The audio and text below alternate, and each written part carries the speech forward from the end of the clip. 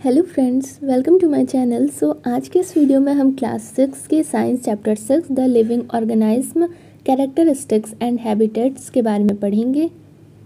पहेली और बूझो छुट्टियों में अनेक रोमांचक स्थानों की सैर पर गए। ऐसी ही एक यात्रा पर वे ऋषिकेश में गंगा नदी देखने गए। उन्होंने हिमालय की हिमाच्छादित पर्वत श्रृंखला की कुछ पर्वतों का पर्वतारोहण किया जहां बहुत ठंड थी। इन पर्वतों पर उन्होंने ओक, चीड़ और देवदार जैसे बहुत सारे वृक्ष देखे जो उनके मैदानी क्षेत्र के वृक्षों से बहुत अधिक अलग थे। एक और अभियान में उन्होंने राजस्थान की यात्रा की और ऊंट पर उष्ण मरुस्थल भी घूमे। यहाँ से उन्होंने नागफनी के बहुत सारे पौधे एकत्र किए और अंत में वे पुरी गए और उन्होंने समुद्र तट की सैर की और वहाँ कैजुराइना के वृक्ष की कतार देखी। इन स्थानों के भ्रमण के रोमांचक और उल्लासपूर्ण क्षणों का स्मरण करते हुए उन्हें अचानक एक विचार आया। ये सभी स्थान एक दूसरे से बहुत अलग थे। कुछ बहुत ठंडे थे, कुछ बहुत उष्ण और शुष्क और तो कुछ स्थान आर्द्र थे। लेकिन उन सभी स्थानों पर अनेक प्रकार के बहुत सारे सजीव वस्तुएं थीं। उन्होंने ये जानने की कोशिश की कि क्या पृथ्वी पर कोई ऐसा भी स्थान है जहाँ कोई भी जीव नहीं पाया जाता। तो बूझो ने अपने घर के आसपास के स्थानों का ध्यान किया। घर के अंदर उसने अलमारी, दरवाजे को देखा। उसने सोचा था कि इनमें से कोई सजीव नहीं होगा, लेकिन उसे एक छोटी सी मकड़ी नजर आई। घर से बाहर भी वो किसी ऐसे स्थान के बारे में नहीं सोच पाया जहाँ किसी न किसी प्रकार के जीव ना पाए जाते हों। फिर पहेली ने दूर दूर के स्थानों के विषय में पढ़ना और सोचना प्रारंभ किया। उसे पता लगा कि लोगों ने तो ज्वालामुखी के मुख यानी कि उसमें भी सूक्ष्म जीवों को खोज निकाला है।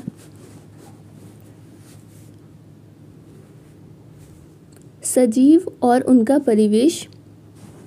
पहेली और बूझो के दिमाग में एक और विचार आया। जिन स्थानों की उन्होंने सैर की थी वहाँ किस प्रकार के जीव पाए जाते हैं।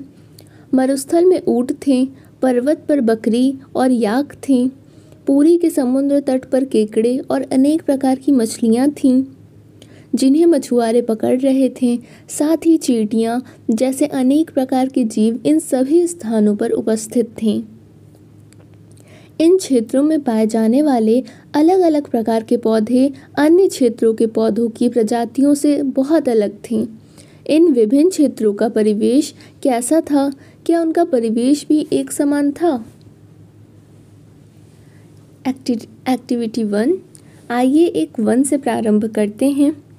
यहाँ पाए जाने वाले सभी पौधों, जंतुओं और वस्तुओं के बारे में सोचिए। एक जंगल में पाए जाने वाले जंतुओं, पौधों और वस्तुओं को कॉलम में या टेबल में इसमें फिल कीजिए। दूसरे क्षेत्र में पाए जाने वाले वस्तुओं, जंतुओं और पौधों के नाम भी। आप इस चैप्टर में दिए गए सारे उदाहरणों को इकट्ठा कर इन सारे टेबल को भर सकते हैं। अपने दोस्तों, माता पिता और अपने टीचर से भी इस विषय पर विचार विमर्श कीजिए और इस टेबल में दिए गए सारे कॉलम में अलग अलग स्थानों पर पाए जाने वाले जंतुओं और पौधों के नाम लिखिए। आप लाइब्रेरी में उपलब्ध उन पुस्तकों की सहायता ले सकते हैं जिनमें जंतु, पौधों और खनिज के विषय में जानकारी दी गई है। इस सारणी के प्रत्येक कॉलम में अधिकाधिक छोटी बड़ी वस्तुओं और जीवों को सम्मिलित करने का प्रयास कीजिए। जिस प्रकार की वस्तुएं हमें मिलती हैं वे शायद जीवित जंतु, पौधे ना हो, लेकिन ये पौधे के भाग जैसे सूखी पत्तियां या जंतु के अवशेष जैसे हड्डियां हों। हमें विभिन्न प्रकार की मिट्टी और रोड़े भी मिल सकते हैं जिसके बारे में हमने चैप्टर 3 में ही पढ़ा है। समुद्री जल में लवण घुले हुए हैं। इस प्रकार की कुछ अन्य वस्तुएं भी हो सकती हैं। जैसे जैसे हम और चैप्टर को पूरा करेंगे और टेबल में कुछ और उदाहरण सम्मिलित करते जाएंगे, जब हम अन्य रोचक स्थानों की यात्रा करेंगे तब इस टेबल के बारे में और चर्चा करेंगे।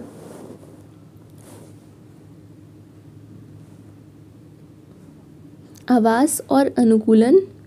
एक्टिविटी 1 में आपके द्वारा ये टेबल किए गए पौधों और जंतुओं से आपको क्या मिला? क्या आपको अनेक प्रकार के सजीव मिले? मरुस्थल वाले कॉलम और समुद्र वाले कॉलम को ध्यान से देखिए। क्या आपको प्रतीत होता है कि इन दोनों कॉलम के जीव बहुत अलग प्रकार के हैं?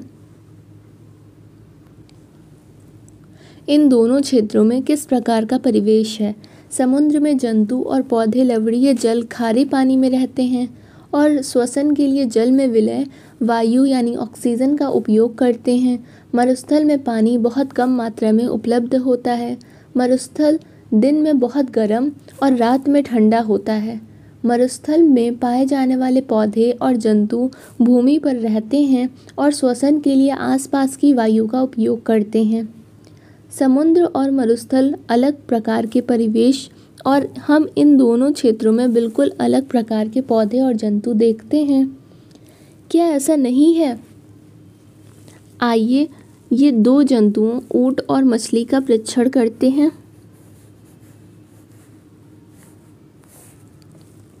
ऊंट की शारीरिक संरचना उसे मरुस्थलीय परिस्थितियों में रहने योग्य बनाती है। ऊंट के पैर लंबे होते हैं जिससे उसका शरीर रेत की गर्मी से दूर रहता है।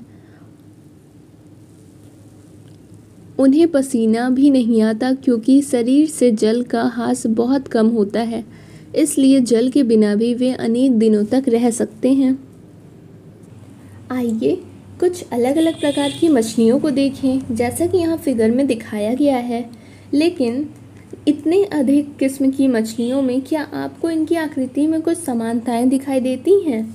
इन सभी का शरीर धारा रेखीय होता है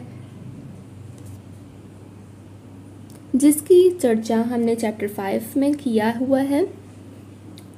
उनकी ये आकृति इन्हें जल के अंदर विचरण करने में सहायता करती है। कुछ मछलियों का शरीर चिकना शल्कों से ढका होता है। ये शल्क मछली को सुरक्षा तो प्रदान करती ही है, साथ ही उन्हें पानी में सुगम गति करने में भी सहायक देती है। हमने चैप्टर 5 में ये चर्चा की थी कि मछली के पंख और पूंछ चपटी होती है जो उन्हें जल के अंदर दिशा परिवर्तन और संतुलन बनाए रखने में सहायता करते हैं। मछली के गिल यानी क्लोम होते हैं जो उसे जल में श्वास लेने में सहायता करते हैं। हम देखते हैं कि मछली की संरचनाएं उसे जल में रहने में सहायक होती है और ऊंट की संरचनाएं उसे मरुस्थल में रहने के लिए सहायता प्रदान करती है। हमने पृथ्वी पर पाए जाने वाले असंख्य प्रकार के जंतुओं में से केवल 2 उदाहरण लिए।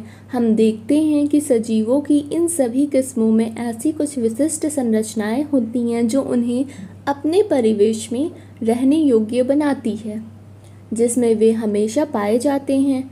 जिन विशिष्ट संरचनाओं और स्वभाव की उपस्थिति किसी पौधे या जंतु को उसके परिवेश में रहने के योग्य बनाती है उसे अनुकूलन कहते हैं। अलग अलग प्रकार के जंतु अलग परिवेश के प्रति बहुत रूप से अनुकूलित हो सकते हैं। किसी सजीव का वो स्थान जिसमें वो रहता है उसका आवास कहलाता है। अपने भोजन, वायु, शरण स्थल और अन्य आवश्यकताओं के लिए जीव अपने आवास पर निर्भर रहता है। आवास का अर्थ है वास स्थान या एक घर। विभिन्न प्रकार के पौधे, जंतु एक ही आवास में संयुक्त रूप से रह सकते हैं। स्थल जमीन पर पाए जाने वाले पौधे और जंतुओं के आवास को स्थलीय आवास कहते हैं। वन, घास के मैदान, मरुस्थल, तटीय और पर्वतीय क्षेत्र स्थलीय आवास के कुछ उदाहरण हैं। जलाशय, दलदल, झील, नदियाँ और समुद्र जहाँ पौधे और जंतु जल में रहते हैं जलीय आवास है। विश्व के विभिन्न भागों में पाए जाने वाले वनों, घास के मैदानों, मरुस्थलों, तटीय और पर्वतीय क्षेत्रों में भी बहुत विषमताएं हैं। ये सभी जलीय आवासों के लिए भी सत्य है। किसी आवास में पाए जाने वाले सभी जीव जैसे कि पौधे और जंतु उसके जैव घटक हैं। चट्टान, मिट्टी, वायु और जल जैसी अनेक निर्जीव वस्तुएं आवास के अजैव घटक हैं। सूर्य का प्रकाश और ऊष्मा भी परिवेश के अजैव घटक हैं। हम जानते हैं कि कुछ पौधे बीजों से उगते हैं।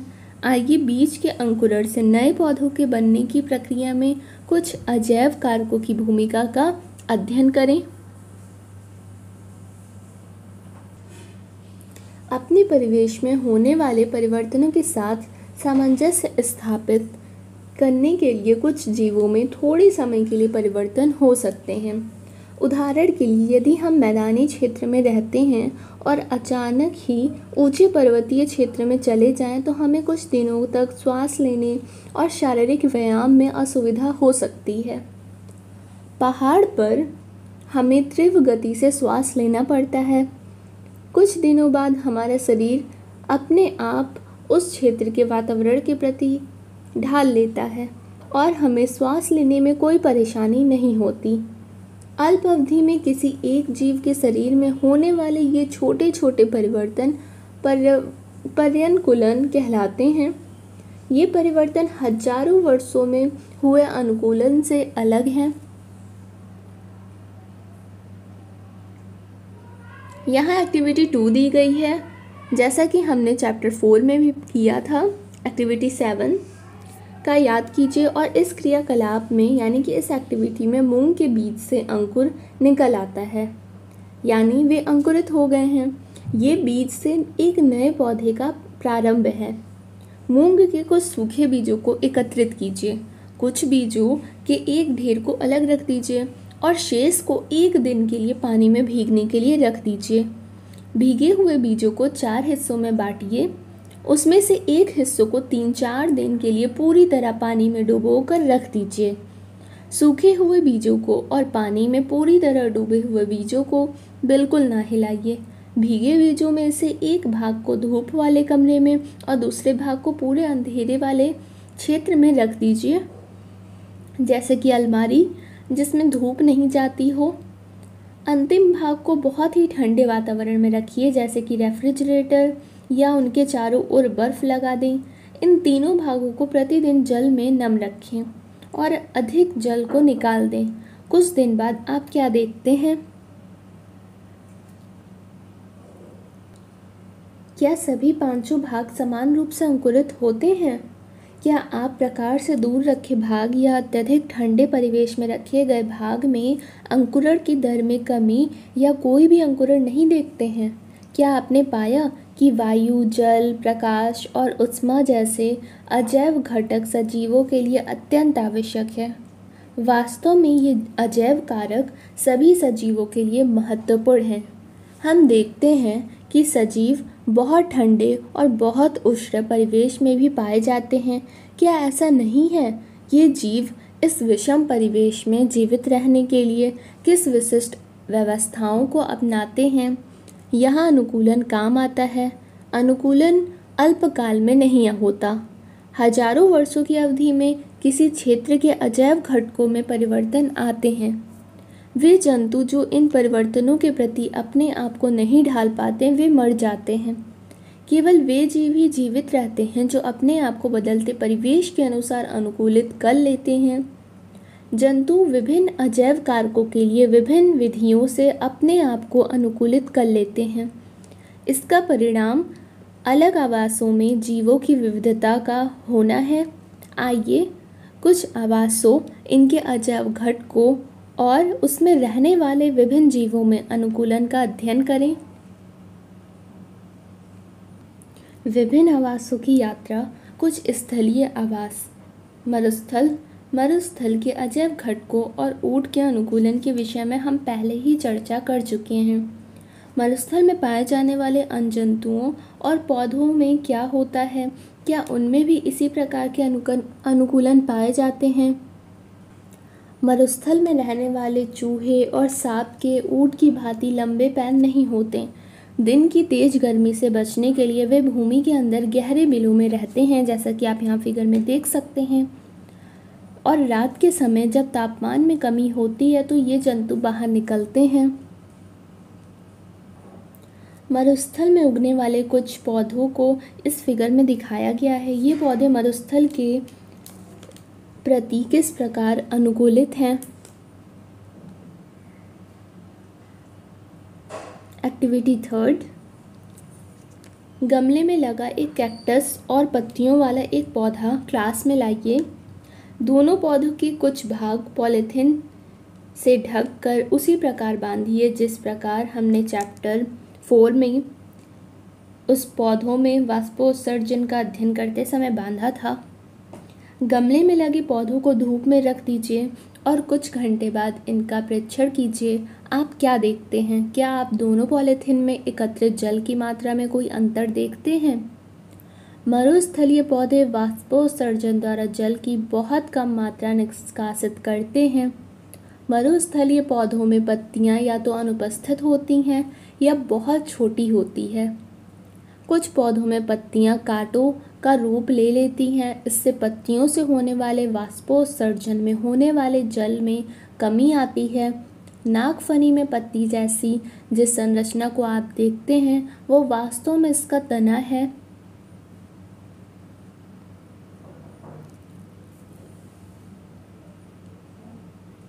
इन पौधों में प्रकाश संश्लेषण हमेशा तने में होता है।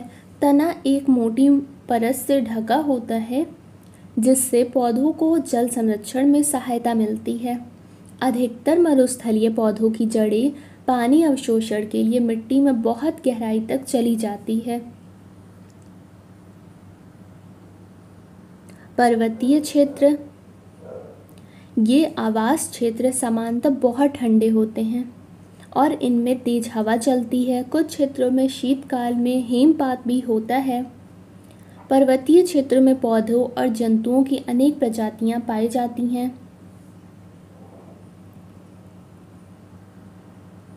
आप इस फिगर में देख सकते हैं, यहाँ ये ट्रीज दिखाए गए हैं पर्वतीय क्षेत्र के।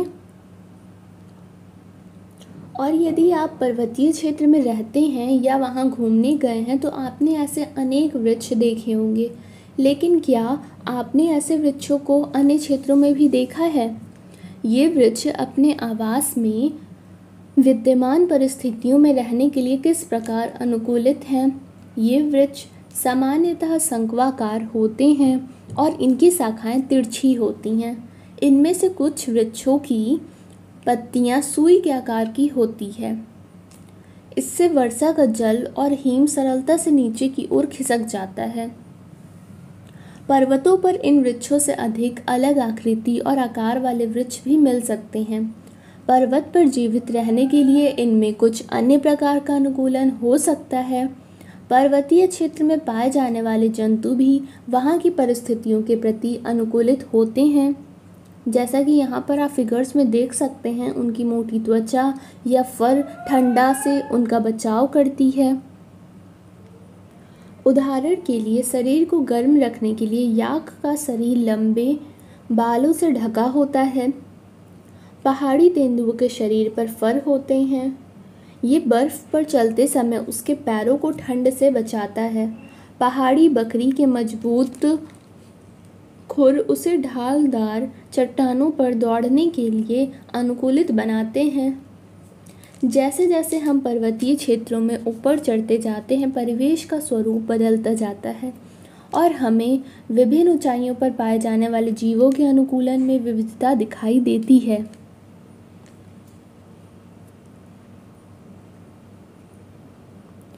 घास स्थल, शेर वन में या घास स्थल में रहता है और एक ऐसा शक्तिशाली जंतु है जो हिरण जैसे जंतुओं का शिकार कर उन्हें मारकर खा जाता है। ये मटमैले हल्के भूरे रंग का होता है। एक शेर और हिरण का चित्र यहाँ आपने देखा है। इन दोनों जंतुओं की आंखें उनके चेहरे पर किस प्रकार से स्थित है? क्या वे चेहरे के सामने हैं या पार्श्व में है? शेर के अगले पैर के नखर लंबे होते हैं जिन्हें वे अपने अंदर खींचकर छिपा सकता है। क्या शेर की ये संरचनाएं उसके जीवन यापन में सहायता करती है? उसका मटमैला हल्का भूरा रंग शिकार के दौरान उसे घास के सूखे मैदानों में छिपाए रखता है और शिकार को पता भी नहीं चलता। चेहरे के सामने की आंखें उसे वन में दूर तक शिकार खोजने में सहायक होती है। एक दूसरा जंतु हिरण है जो वन या घास स्थल में रहता है। पौधों के कठोर तनों को चबाने के लिए उसके मजबूत दांत होते हैं। हिरण को अपने शिकारी शेर जैसे जंतु जो उसे अपना शिकार बनाते हैं उसकी उपस्थिति की जानकारी आवश्यक है ताकि वे उसका शिकार ना बन सके और वहां से भाग जाए। उसके लंबे कान उसे शिकारी की गतिविधि की जानकारी देते हैं। इसके सिर के पार्श्व में दोनों ओर स्थित आंखें प्रत्येक दिशा में देखकर खतरा महसूस कर सकती है। हिरण की तेज गति उसे शिकारी से दूर भागने में सहायक होती है। शेर, हिरण और अन्य जंतुओं एवं पौधों में और भी बहुत सी विशिष्ट संरचनाएं होती हैं जो उन्हें उनके आवास में जीवित रहने योग्य बनाती है। कुछ जलीय आवास जैसे कि समुद्र में रहने के लिए मछली के अनुकूलन के विषय में हम चर्चा कर चुके हैं। दूसरे बहुत से समुद्री जंतुओं का शरीर भी धारा रेखीय होता है जिससे वे जल में सुगमता से चल सकते हैं। स्क्विड और ऑक्टोपस जैसे कुछ समुद्री जंतुओं का शरीर आमतौर पर धारा रेखीय नहीं होता। वे समुद्र की गहराई में तलहटी में रहते हैं और अपनी ओर आने वाले शिकार को पकड़ते हैं। जब वे जल में चलते हैं तो अपने शरीर को धारा रेखीय बना लेते हैं। जल में श्वास लेने के लिए इनमें गिल यानी कि क्लोम होते हैं। डॉल्फिन और व्हेल जैसे कुछ जंतुओं में गिल नहीं होते। ये सिर पर स्थित नासाद्वार और वात छिद्रों द्वारा श्वास लेते हैं। ये जल में लंबे समय तक बिना श्वास लिए रह सकते हैं। वे समय समय पर समुद्री सतह जल से बाहर आकर श्वसन छिद्रों से जल बाहर निकालते हैं और श्वास द्वारा स्वच्छ वायु अंदर भरते हैं। क्या आपने कभी दूरदर्शन या समुद्री जीवन पर चलचित्र में डॉल्फिन की इस रोचक क्रिया को देखा है? पॉन्ड्स एंड लेक्स, तालाब और झीलें। क्या आपने तालाब, झील, नदियों और नालों में पौधों को उगे देखा है? यदि संभव हो तो समीपवर्ती किसी तालाब के भ्रमण पर जाइए और वहां दिखाई देने वाले कुछ पौधों को बाहर निकाल लीजिए। इन पौधों की पत्तियां, तने और जड़ें किस प्रकार व्यवस्थित हैं, इन्हें देखिए। इनमें से कुछ पौधों की जड़ें जलाशय की तलहटी की मिट्टी में स्थिर रहती है, जैसे कि यहाँ आप फिगर में देख सकते हैं। स्थलीय पौधों में जड़ मिट्टी से पानी और खनिज पोषकों के अवशोषण का महत्वपूर्ण कार्य करती है, लेकिन जलीय पौधों में जड़ें आकार में बहुत छोटी होती है, लेकिन इनका मुख्य कार्य पौधों के तलहटी में जमाए रखना होता है। इन पौधों का तना लंबा, खोखला और हल्का होता है। तना जल की सतह की वृद्धि तक करता है, जबकि पत्तियां और फूल जल की सतह पर प्लवन करते रहते हैं।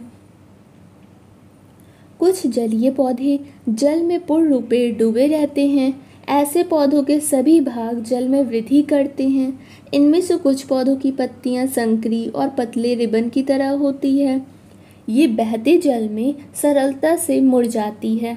कुछ अन्य जलमग्न पौधों में पत्तियां बहुत अधिक विभाजित होती है, जिससे जल इनके बीच से बहता रहता है और पत्ती को कोई क्षति भी नहीं होती। मेढक भी आमतौर पर तालाब में पाए जाने वाला एक जंतु है।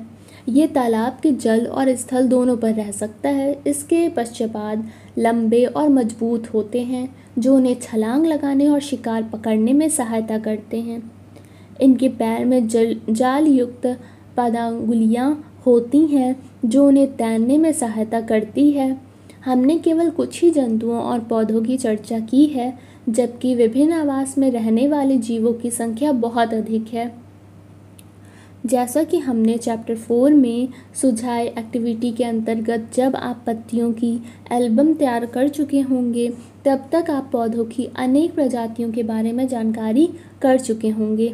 कल्पना कीजिए कि यदि हम पृथ्वी के सभी क्षेत्रों में उपलब्ध पौधों की पत्तियों का एल्बम तैयार करें तो उनमें कितनी विविधता होगी, कितना अलग होगा। हमारे आसपास के जीव। हमने विभिन्न आवास क्षेत्रों की यात्रा की और अनेक पौधों और जंतुओं की चर्चा भी की।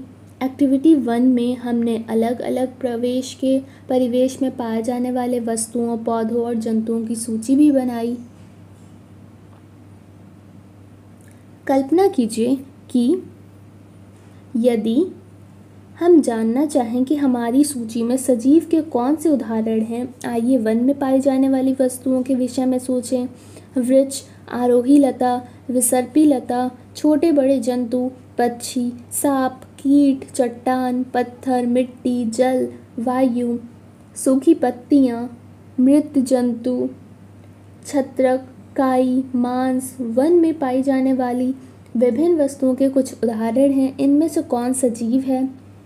अपनी चारों ओर पाई जाने वाली विभिन्न वस्तुओं के विषय में सोचिए और उन्हें निर्जीव और सजीव समूहों में बांटिए। कुछ प्रकरणों में हमारे लिए ये आसान होगा। उदाहरणतः हमारे घर की कुर्सी या मेज, ये सारी जैसी वस्तुएं सजीव नहीं हैं। पहेली एडवर्ड लियर द्वारा रचित कंप्लीट नॉनसेंस का ये छंद पढ़ रही थी। मेज ने कुर्सी से कहा, तुम्हें पता नहीं है मैं गर्मी में कितनी तपी हूँ, एवं अपने पैरों की बीवाही से यदि हम थोड़ा टहल पाते, हम थोड़ा बोल पाते, प्रार्थना करो हम वायु ले सकें। मेज ने कुर्सी से कहा। कुर्सी ने मेज से कहा, अब तुम जानती हो कभी हम समर्थ नहीं हैं। तुम कैसी मूर्खतापूर्ण बातें करती हो, जबकि तुम जानती हो कि हम चल नहीं सकते। मेज ने ठंडी सांस भरते हुए कहा, कोशिश करने में क्या हर्ज है। मेरे पास भी उतने ही पैर हैं जितने तुम्हारे। हम 2 पैरों पर क्यों नहीं चल सकते। पहेली और बूझों को कविता बहुत मज़ेदार लगी, क्योंकि वे जानते थे कि मेज और कुर्सी सजीव नहीं है।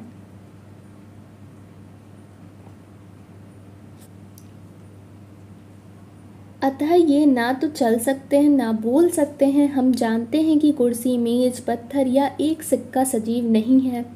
इसी प्रकार हम जानते हैं कि हम जीवित हैं और हमारी ही तरह संसार के सभी मनुष्य, कुत्ता, बिल्ली, बंदर तथा गिलहरी, कीट जैसे जंतु सभी सजीव हैं। हमें कैसे पता चलता है कि कोई वस्तु सजीव है? कभी कभी यह निर्णय करना इतना आसान नहीं होता। हम कहते हैं कि पौधे सजीव हैं, लेकिन वे कुत्ते या कबूतर की भांति चल नहीं सकते। दूसरी ओर एक कार या बस चल सकती है, फिर भी हम उन्हें निर्जीव कहते हैं। पौधे और जंतु समय के साथ वृद्धि करते हैं, परंतु कई बार ऐसा भी प्रतीत होता है जैसे कि आकाश में बादल अपने आकार में वृद्धि कर लिए हों। तो क्या इसका अर्थ है कि बादल सजीव हैं? नहीं। तो आखिरकार हम निर्जीव और सजीवों में अंतर किस प्रकार करेंगे? क्या सजीवों में कुछ विशेष लक्षण होते हैं जो उन्हें निर्जीव पदार्थों से अलग करते हैं? आप स्वयं सजीवों का एक बहुत अच्छा उदाहरण हैं। आप में ऐसे कौन से विशेष लक्षण हैं जो आपको निर्जीव वस्तुओं से अलग करते हैं? अपने नोटबुक में ऐसे कुछ लक्षणों के नाम लिखिए। अपनी बनाई सूची को ध्यान से देखिए और पता लगाइए कि कौन से लक्षण अन्य जंतुओं और पौधों में पाए जाते हैं। संभवतः इनमें से कुछ लक्षण सभी सजीव वस्तुओं में एक समान होंगे। क्या सभी सजीवों को भोजन की आवश्यकता होती है? सभी जीवों की भोजन की आवश्यकता होती है। भोजन हमारे लिए और विभिन्न जंतुओं के लिए नितांत आवश्यक है। हमने ये भी सीखा है कि पौधे प्रकाश संश्लेषण के द्वारा अपना भोजन स्वयं बनाते हैं। जंतु भोजन के लिए पौधों या अन्य जंतुओं पर निर्भर रहते हैं। भोजन सजीवों को उनकी वृद्धि के लिए आवश्यक ऊर्जा प्रदान करता है। सजीवों को उनके अंदर होने वाले और अन्य जैव प्रक्रमों के लिए भी ऊर्जा की आवश्यकता है। क्या सभी जीवों में वृद्धि परिलक्षित होती है? क्या 4 वर्ष पुराना कुर्ता आपको अभी भी ठीक से आता है? इसे आप अब और नहीं पहन सकते। क्या ऐसा नहीं है इन वर्षों में आप लंबे हो गए हैं?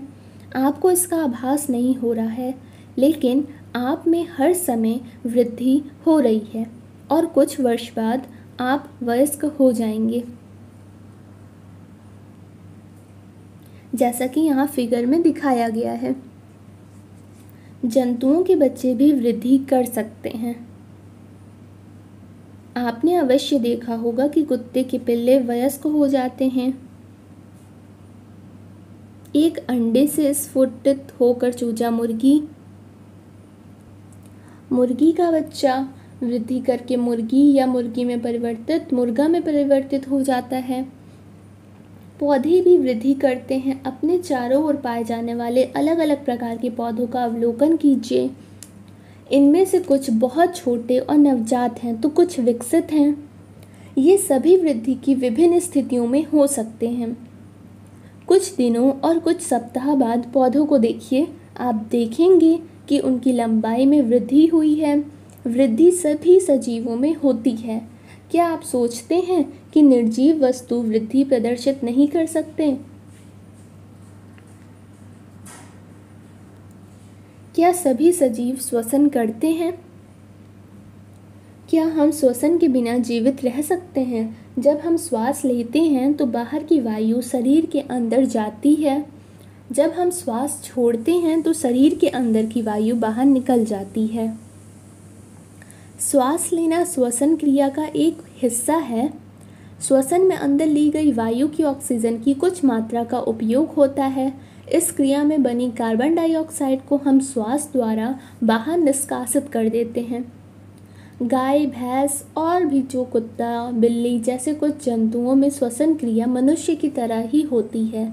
इनमें से किसी भी जंतु का विश्राम की अवस्था में परीक्षण कीजिए और उसके उदर की गति पर ध्यान दीजिए। ये मंद गति उनकी श्वास लेने की क्रिया को दर्शाती है। श्वसन सभी सजीवों के लिए आवश्यक है। ग्रहण किए गए भोजन में श्वसन के द्वारा ही हमारे शरीर को ऊर्जा मिलती है।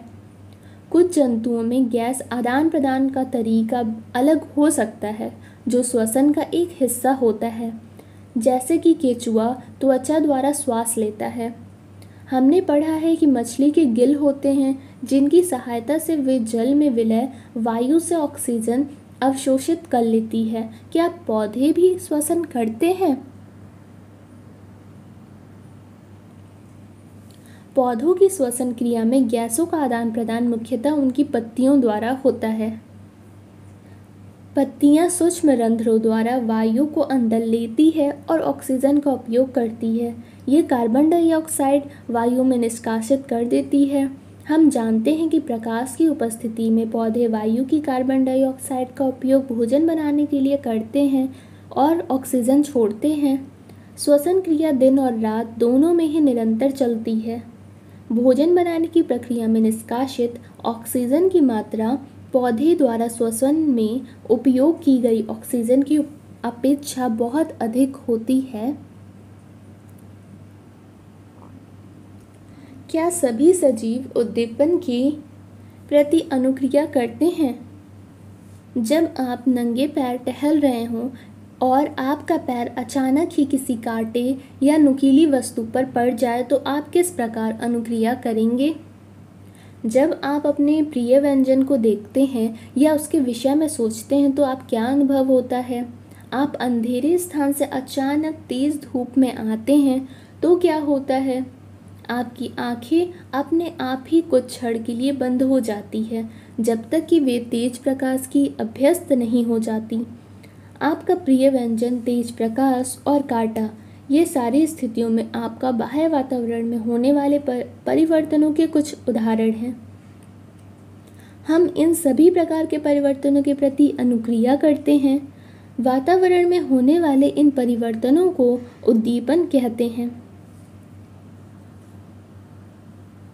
क्या दूसरे जंतु भी इस तरह से प्रक्रिया होती है उन लोगों में भी? खाना देते समय जंतु पशु के व्यवहार को ध्यान से देखिए। क्या वे भोजन देखते ही अचानक अधिक चैतन्य नहीं हो जाते? जब आप एक चिड़िया की ओर कदम बढ़ाते हैं तो वे क्या करती है? जब जंगली जानवरों पर तीव्र प्रकाश डालते हैं तो वे भाग खड़े होते हैं। इसी प्रकार यदि रात में आप रसोई घर में बल्ब जला कर देते हैं और कॉकरोच अचानक अपने छिपने के स्थान में भाग जाते हैं। क्या आप जंतुओं में उद्दीपन के प्रति अनुक्रिया के कुछ और उदाहरण दे सकते हैं? क्या पौधे भी उद्दीपन के प्रति अनुक्रिया दर्शाते हैं? कुछ पौधों के पुष्प केवल रात्रि के समय में ही खिलते हैं। कुछ पौधों के पुष्प सूर्यास्त के बाद बंद हो जाते हैं, जैसे छुई मुई गुल मेहंदी के पौधे की पत्तियां छूने पर अचानक मुरझा या सिकुड़ जाती है। ये पौधों में उद्दीपन के प्रति अनुक्रिया के कुछ उदाहरण हैं।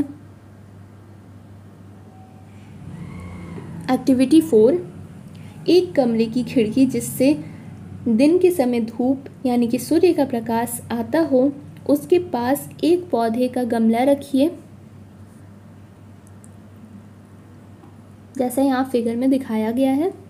कुछ दिनों तक पौधे को नियमित जल देते रहिए। क्या ये पौधा खुले स्थान पर रखे पौधों की तरह सीधा ऊपर की ओर वृद्धि करता है? यदि ये सीधा वृद्धि नहीं करता तो ज्ञात कीजिए ये किस ओर मुड़ता है। आपके विचार में क्या ये किसी उद्दीपन के प्रति अनुक्रिया है? सभी सजीव वस्तुएं अपने परिवेश में होने वाले परिवर्तनों के प्रति अनुक्रिया दर्शाती है। सजीवों में उत्सर्जन,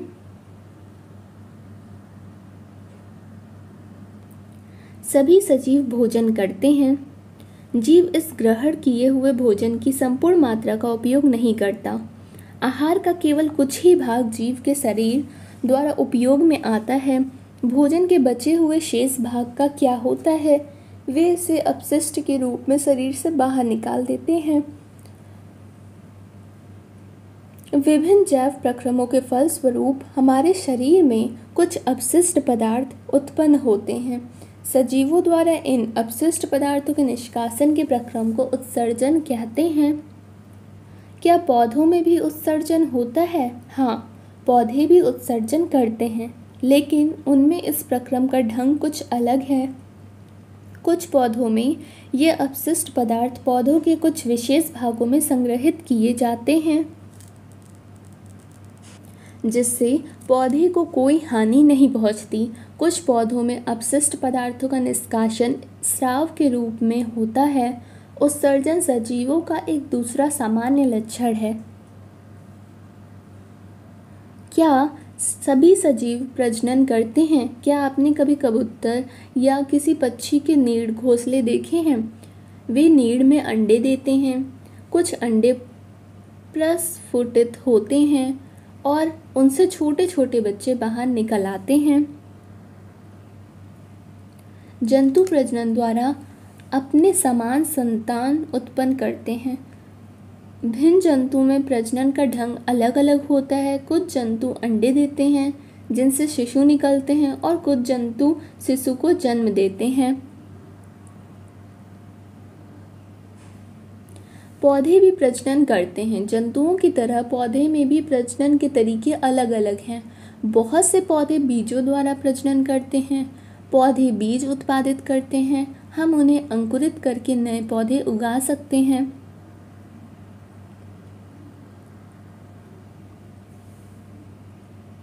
कुछ पौधे बीज के अतिरिक्त अपने कायिक भागों द्वारा भी नए पौधे उत्पन्न करते हैं, जैसे आलू की कलिका वाले भाग से नया पौधा बनता है।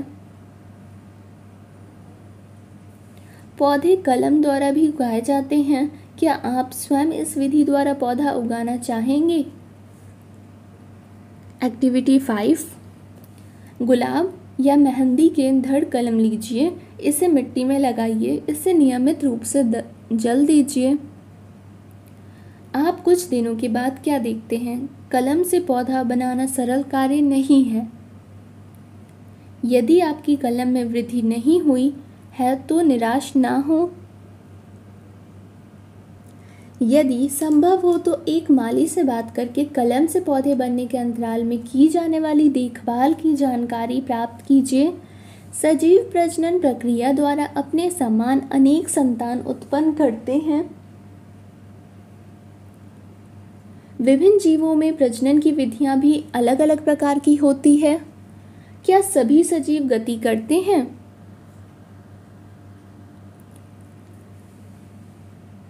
हम चैप्टर 6 में जंतुओं में गति के विभिन्न तरीकों की चर्चा कर रहे हैं। वे एक स्थान से दूसरे स्थान तक जाते हैं। उनके शरीर में अलग अलग प्रकार की गति भी दिखाई देती है पौधों के विषय में क्या विचार है? क्या वे भी गति करते हैं? पौधे सामान्यतः भूमि में जकड़े रहते हैं, अतः वे एक स्थान से दूसरे स्थान तक तब तक नहीं जा सकते हैं। लेकिन विभिन्न पदार्थ जैसे कि पानी, खनिज और संश्लेषित खाद्य पदार्थ पौधों के एक भाग से दूसरे में संवहित होते हैं। क्या आपने पौधों में अन्य प्रकार की गति भी देखी है? पुष्पों का खिलना, बंद होना। क्या आप याद कर सकते हैं कि कुछ पौधे विभिन्न उद्दीपनों के प्रति किस प्रकार अनुक्रिया करते हैं? हम कुछ निर्जीव वस्तुओं को भी गति करते देखते हैं। बस, कार, कागज का छोटा टुकड़ा, बादल या अन्य प्रकार की भी गति को हम देखते हैं। क्या इनकी गति सजीवों की गति से किसी प्रकार अलग है? प्रकृति में विविध प्रकार की जीव हैं, लेकिन उन सभी में कुछ लक्षण एक समान होते हैं, जिसकी हम पहले चर्चा कर चुके हैं। मृत्यु सजीवों के लिए एक सामान्य लक्षण है। चूँकि जीव की मृत्यु होती है, इसलिए जीवों की प्रजातियां हजारों वर्षों तक तभी अस्तित्व में रह सकती है जबकि वे प्रजनन करें, अपने समान संतान उत्पन्न करें। एक अकेला जीव प्रजनन किए बिना भी मर सकता है, लेकिन सजीव की प्रजाति तभी अस्तित्व में रहती है जब उसके सदस्यों में प्रजनन होता रहता है। हमने देखा है कि सभी सजीव वस्तुओं में कुछ विशिष्ट लक्षण सामान्य रूप से दिखाई देते हैं। उन सभी को भोजन की आवश्यकता होती है। उनमें श्वसन, उत्सर्जन, उद्दीपन के प्रति अनुक्रिया, प्रजनन, गति और वृद्धि होती है और मृत्यु भी होती है। क्या हम ऐसी कुछ निर्जीव वस्तुओं को जानते हैं जिनमें इन लक्षणों में से कुछ लक्षण दिखाई देते हैं? कार, साइकिल, घड़ी और नदी का जल गति करते हैं। आकाश में चंद्रमा गति करता है। हमारे देखते देखते एक बादल के आकार में वृद्धि हो जाता है। क्या इन वस्तुओं को सजीव कहा जा सकता है? हमें स्वयं से प्रश्न करना होगा कि क्या इनमें सजीवों के अन्य सभी लक्षण भी पाए जाते हैं? सामान्यतः सजीवों में भी वे सभी लक्षण पाए जाते हैं जिनकी हमने चर्चा की है, लेकिन निर्जीव वस्तुओं में वे सभी लक्षण एक साथ दिखाई नहीं देते। क्या ये हमेशा सत्य है? क्या हमें सभी सजीवों में वे सभी लक्षण जिनकी हमने चर्चा की हमेशा निश्चित रूप से दिखाई देते हैं? क्या हमें निर्जीवों में वे सभी लक्षण कभी भी एक साथ दिखाई नहीं देते? उनमें से मात्र कुछ लक्षण ही दिखाई देते हैं। इस विषय को और अच्छी प्रकार से समझने के लिए आइए किसी बीज के विषय में विचार करें। कुछ विशिष्ट उदाहरण देखें। उदाहरण, मूंग के बीज के बारे में क्या होता है? क्या ये जीवित है? ये एक दुकान या भंडार में महीनों रखा रहता है और इसमें कोई वृद्धि नहीं होती या जीवन के कुछ अन्य लक्षण भी दिखाई नहीं देते। लेकिन जब हम इन्हीं बीजों को मिट्टी में बोकर जल से सींचते हैं तो ये पौधा बन जाता है। क्या महीनों तक दुकान में रखे बीज को भोजन की आवश्यकता थी या इसमें उत्सर्जन, वृद्धि और प्रजनन हुआ था? हमने देखा कि कुछ ऐसे भी उदाहरण हैं जब हम सरलता से नहीं कर सकते हैं कि उनमें सजीवों के सभी लक्षण दिखाई दे रहे हैं जिससे इन्हें जीवित कहा जा सके। फिर जीवन क्या है? What then is life? गेहूं की बोरी में अपना हाथ डालिए। क्या आपको कुछ गर्मी का अनुभव होता है?